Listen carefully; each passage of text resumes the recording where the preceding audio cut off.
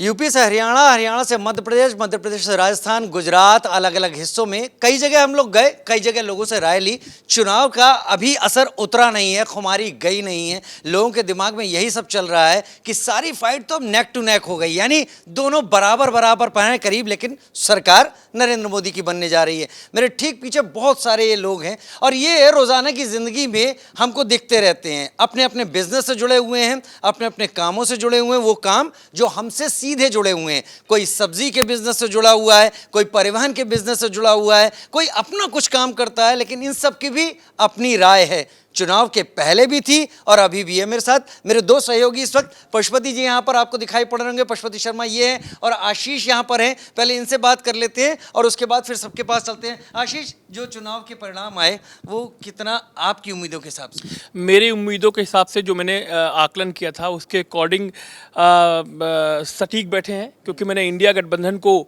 ज़्यादा सीटें दी थी और काफ़ी ज़्यादा सीटें दी थी। उसके अकॉर्डिंग बहुत सटीक बैठा हुआ है, क्योंकि मुझे लग रहा था कि जिस तरीके से यूपी में नाराज़गी है लोगों में मोदी सरकार के प्रति, वही यूपी में नाराज़गी सामने आई। और सीटों का गणित आप समझ रहे हैं कि समाजवादी पार्टी जो पीडीए उनका गठबंधन था और तमाम राज्यों में जिन्होंने पूरी तरीके से रणनीति के साथ गठबंधन किया, उस समय लोग मजाक बना रहे थे कि बिखराव है, टूटा गठबंधन है, टूट जाएगा, कुछ नहीं होगा। लेकिन राज्यवार देखें तो बहुत फ़ायदे में रही है इंडिया, लेकिन बस कुछ सीटें कम रह गई जिसका खामियाजा शायद मुकाबला करो तो। हाँ, कुछ सीटें जो कम रह गई वो कैसे पूरी होंगी ये बताएंगे हमारे साथ जो लोग मौजूद हैं यहाँ पे, कि ये नतीजे देखकर आपको क्या लगा? सलीम भाई बताइए। मैं क्या बता ये बताइए। हाँ, आप बताइए। इसकी जो सीटें कम रह गई, ये अभी जो गठबंधन का जो सिस्टम था वो यही था कि एक तो क्या बोलते हैं, बोलिए, आप सही बोल रहे हैं। थोड़ी सी उनकी कमियां रही हैं, जैसे कि कांग्रेस की या जो अन्य पार्टियां हैं इनकी थोड़ी बहुत कमियां रही हैं या मेहनत कम करी है। मुकाबले में मजा आ रहा है, मैच जो अब जो चल रहा है, मुकाबला बढ़िया है। थोड़ा सा अगर इधर अपने नीतीश जी किधर भी चले जाएं तो उधर ही काम हो जाएगा। तो नीतीश जी किधर जाने वाले हैं, क्या लग रहा है आपको? एक और पलटी होने वाली है? इंडिया गठबंधन में लग रही है उम्मीद जाने की। हाँ? इंडिया गठबंधन में जाने की उम्मीद लगी। हाँ, मतलब पलटी। चलिए देखिए, मैं भी अपनी बात साफ साफ रहा, सबके सामने चर्चा हो रही है, सब लोग हमसे मिलते रहते हैं। मैंने 323 का आंकड़ा रखा था एनडीए के लिए, और वो 323 का आंकड़ा कुल मिलाकर एनडीए का 295 पर आकर टिक गया है। कुछ मेरा पीछे रखा, फिर भी मार्जिन पे मैं था। लेकिन मैं आपके पास आना चाहूंगा। यहाँ पर आपका यहाँ पर बिजनेस है, बहुत सारे लोगों से आप मिलते रहते होंगे। ये जो एनडीए के हर कैंडिडेट के सामने एक कैंडिडेट, मतलब मुकाबला बराबरी का करने के लिए, ये कोशिश सही थी या ये कोशिश में अभी और धार देने की ज़रूरत थी? नहीं, कोशिश ठीक थी, खूब मेहनत करी और मुझे लगता है कि आगे चल के ना ये रिजल्ट अच्छा मिलेगा। यानी इंतजार करना पड़ेगा, 5 साल का ये एक्सपेरिमेंट माना जा सकता है। बिल्कुल। नीतीश जी जो हैं, आज तक उनका इतिहास रहा है, कहीं टिके नहीं है। ठीक है, नहीं है। नीतीश कुमार बिहार के मुख्यमंत्री, मैं नहीं कह रहा हूं, ये बहुत सारे लोग हैं। ये आम जनता की वो आवाज है जो चुनाव के पहले चुपचाप रहती है, बाद में खुल के निकलती है। नीतीश वाकई जा सकते हैं क्या? जा सकते हैं। जा सकते हैं। क्यों ऐसा क्यों लगता है? कोई गारंटी? कोई गारंटी नहीं है। उनकी कोई गारंटी नहीं है। मोदी की गारंटी है क्या? बोलिए बोलिए, जो आपके दिल में हो। मोदी की गारंटी किस बारे में? जो भी चुनाव में उन्होंने बातें रखी, जो भी उन्होंने अपनी तरफ से बातें कही, 3 तलाक की बात हो, 370 की बात हो, सीए की बात हो, उन्होंने कहा और उन्होंने किया। अब वो किसी को पसंद आया नहीं आया वो अलग बात है, लेकिन उन्होंने किया। मोदी की कोई गारंटी नहीं है, हम नहीं मानती। हाँ, या राम मंदिर से मस्जिद उसके से खिलाफ देश चल जाएगा क्या? नहीं देश को विकास नहीं चाहिए क्या? थोड़ा सा पास आइए। देश को विकास नहीं चाहिए सर क्या? भाई राम मंदिर से, सीए से या 3 तलाक से देश या मस्जिद से नहीं चलता। देश चलता है विकास से। पब्लिक को चाहिए विकास, रोजगार, उससे देश चलता है, इनसे देश नहीं चलता है। मान लो आपने राम मंदिर बनवा दिया, आपने मस्जिद बनवा दी, आपने 3 तलाक हटा दी, आपने 370 हटा दी, उससे पब्लिक को क्या फायदा हुआ ये बताएं आप। 3 तलाक से क्या इस्लाम में या मुस्लिमों में जो लड़कियां बेटियां थी परेशान नहीं थी क्या? बहुत सारे केसेस थे। मेरा ये कहना है कि उन्होंने अगर इन्होंने, मैं इस्लाम और इस्लाम के रीति रिवाजों पर बात नहीं कर रहा, उन्होंने कहा कि मैंने ये करना है और उन्होंने कर दिया उसको। तो इस तरीके से विपक्ष नहीं, ये तो एक थोपने वाली बात हो गई ना। ये तो एक खामाखाई थोपा गया है 3 तलाक से, और इससे हिजाब से क्या उन्हें मतलब है। उन्हें उन्हें चाहिए रोजगार, गरीब आदमियों को काम मिलना चाहिए। और पब्लिक के हित में काम होना चाहिए। ठीक है, पशुपति जी आप हमारे साथ हैं इस वक्त, आपको भी लगता है कि सरकार जो अभी स्थिति में है इसमें सरकार लोगों के दिमाग में ये जो मुद्दे बता रहे हैं उसका गुस्सा था? देखिए कई बार क्या होता है कि राम मंदिर की सीट हार गए, अयोध्या की सीट हार गए सर। अगर मंदिर से देश चलता सर तो अयोध्या सीट नहीं हारते। अगर मंदिर से देश चलता तो अयोध्या सीट नहीं हारते। पब्लिक को चाहिए विकास, पब्लिक को चाहिए रोजगार, पब्लिक को फायदा होगा तब हमारे बच्चे अच्छी स्कूल में पढ़े, अभी आप जब फायदा होगा। बगल में दीजिए जरा सा माइक, बगल में। अभी आपको क्या लगता है? कुछ बोलिए, चुप रहने से नहीं चलेगा। अभी आपको क्या लगता कुछ है? हो रहा है तो अभी क्या नहीं, जब सरकार अब ये आइए बोलिए, खोल के बोलिए। आपको दिक्कत है और आपको कोई दिक्कत नहीं होनी चाहिए। अब सरकार बनने ही वाली है, अब तो तैयारी है सारी की सारी। अब नीतीश जी ने कहाँ जाना है नहीं जाना है वो अलग बात है। नहीं, हम तो नायडू भी पलटी मारेंगे, नीतीश नायडू भी पलटी मारेंगे। मारनी चाहिए। मारनी चाहिए जब भी सरकार अपना कदम उठाएगी कोई। मुझे ये लगता है कि बीजेपी तो राजी होएगी नहीं, मगर कांग्रेस जो है वो अपनी सरकार लाने के लिए कुछ भी कर सकती है। बस ये जो लचीलापन वाला राजू भाई बात आपने की ना, मैं बताता हूँ लचीलापन कैसे आया आज। आज फडणवीस आते हैं, प्रेस कॉन्फ्रेंस करते हैं, हार की जिम्मेदारी लेते हैं और कहते हैं कि मैं डिप्टी सीएम पद से इस्तीफा देना चाहता हूँ या दे दूंगा। यानी कि वो नहीं कह रहे हैं, फडणवीस साहब नहीं कह रहे हैं, ये कहलवाया जा रहा है ताकि शिंदे को फ्री छोड़ा जाए। अब आधिकारिक रूप से शिंदे फ्री तरीके से महाराष्ट्र चलाएं क्योंकि उनके पास 8 सीटें हैं, कहीं शिंदे ना छिटक जाएं, श्रीकांत शिंदे ना छिटक जाएं, इसलिए उनको कहा कि भैया तुम हटो। अब डिप्टी सीएम, एक डिप्टी सीएम बचा, एक सीएम बचा, अब तुम राज्य चलाओ आराम से। अच्छा, एक एक करके मैं एक ये एक सर्वे कर लेता हूँ, सबके साथ एक सर्वे कर लेता हूँ। और हाँ या ना में आपसे, ये जो 2024 का चुनाव हुआ है इसके लिहाज से पहला हक सरकार बनाने का आप किसको मानते हैं? बीजेपी के पास, एनडीए के पास, या कांग्रेस के पास, या इंडी गठबंधन के पास? कांग्रेस के पास। कांग्रेस पास। वजह क्या है? उनके पास सीटें तो है नहीं, हमारे देश में तो मेजोरिटी जिसकी है वो अपनी बात रखता है। कांग्रेस शुरू से ही अच्छा काम करती रही है। ये 10-15 सालों से बहुत बेरोजगारी आई है। 10-15 सालों से मैं देखिए, सरकार मुद्दों पर मुद्दे हो गए, वो सारी जब वोटिंग हो गई, अब ज्यादा सीटें बीजेपी के पास हैं, लेकिन फिर भी पहला हक आपको किसका लगता है? अब बीजेपी का ही होना चाहिए। अब इस उनके हिसाब से बीजेपी का, वैसे आपको कांग्रेस का लग रहा है। अब आंकड़े आ चुके हैं, आंकड़े के हिसाब से पहला हक सरकार बनाने का किसका? कांग्रेस का ही होना चाहिए इस बार। कांग्रेस का होना चाहिए, राहुल जी को मौका मिलना चाहिए इस बार। राहुल जी को मिलना चाहिए। आपको किसका हक लगता है? इस बार राहुल जी का लगना चाहिए क्योंकि उन्होंने काफ़ी मेहनत करी है। बन पाएंगे आंकड़ों के हिसाब से? उनके पास बहुत शॉर्ट है। बन भी सकते हैं, कोई पता नहीं है कब पलट जाए सरकार है, ये तो कभी पलट सकती है, कुछ नहीं कह सकते इसका। पहला हक किसको लगता है आपको? जो देखिए हमारे देश में मेजॉरिटी में आंकड़े देखे जाते हैं, आंकड़े के हिसाब से एनडीए बहुत आगे है उनसे, फिर भी पहला हक आप किसका मानते इंडिया गठबंधन। हैं? इंडिया का मानते हैं। आप पहला हक किसका मानते हैं? जी, मेरा मानना ये है कि मोदी जी तो 10 साल रह लिए, अब मौका किसी और को भी मिलना चाहिए। राहुल को मौका मिलना चाहिए इस बार। तो अगर उनको मौका देना होगा तो अपनी पार्टी में देंगे। हाँ बिल्कुल। तो राहुल तो उनकी पार्टी में नहीं है। बीजेपी मोदी जी को बनना ही नहीं चाहिए अब पीएम तो। अच्छा, नहीं बनना चाहिए। नहीं चाहिए। चलिए, ये आपकी राय। आपको पहला हक किसका? राहुल का। किस वजह से? वजह भी बताइए। वजह तो बहुत सारी हैं। बीजेपी ने क्या कहा, हिंदू मुसलमान ही। नहीं नहीं नहीं नहीं नहीं, अब वो मुद्दे चुनाव के पहले के खत्म हो गए। अब तो आंकड़े आ चुके हैं ना, किसकी कितनी सीटें हैं, तो उस हिसाब से बनना चाहिए। राहुल गांधी को। राहुल गांधी को। फिर भी आपको लगता है? आपको किसका लगता है? अगर आंकड़ों पहला हक किसका है? आंकड़ों का हिसाब लेते हो आप, तो आंकड़ों के हिसाब से तो खैर बीजेपी, मगर बीजेपी में बदलाव होना चाहिए। बीजेपी में बदलाव। हाँ, जैसे कि मोदी जी हैं, इन्हें इस्तीफा देना चाहिए, और ये अमित शाह जी हैं, गृह मंत्री काफ़ी रह लिए, अब किसी और को चांस मिलना चाहिए। अब ये नहीं कि कुर्सी पे जो चुपक गए, दूसरों को भी साथ देना। आपको किसका लगता है पहला हक? बीजेपी का ही है। बीजेपी का लगता है, क्योंकि आप आंकड़े देख रहे हैं। विपक्ष का हक लगता है आपको? विपक्ष तो नहीं लगता। नहीं लगता।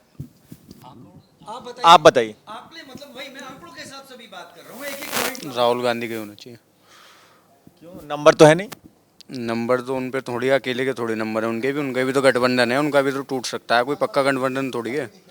अम्बेडकर नायडू भी जा सकते हैं, नीतीश कुमार भी जा सकते हैं, जाने को तो कोई भी जा सकता है। नहीं, वो तो चुनाव के पहले का गठबंधन है ना। 30 गठबंधन तो टूटते हुए भी देखे हैं, इतिहास आपने भी देखा, हमने भी देखा। 38 पार्टियाँ बीजेपी के पास जब जाके बनी है इतनी सीटें। देखिए क्या कह रहे हैं आशीष जी, कि तोड़फोड़ होगी क्या? देखिए, तोड़फोड़ अगर अभी नहीं हुई तो बाद में हो सकती है, कभी भी हो सकती है, क्योंकि अब मोदी जी जो हैं पूरी तरीके से पावर में नहीं है, एक पॉइंट।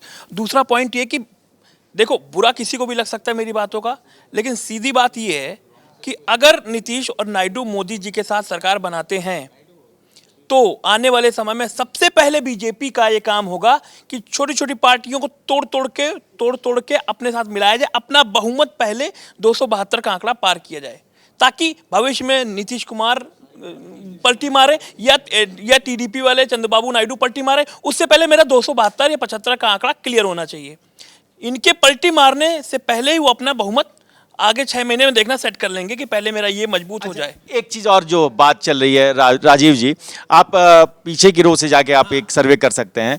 हमने एक सवाल आज पूछा है सबसे कि अगर एनडीए में डिप्टी पीएम की नौबत आती है तो कौन किसका हक सबसे पहले बनता है, चंद्रबाबू नायडू का या नीतीश कुमार का? चलिए ये हम ऊपर से पूछना शुरू करते हैं।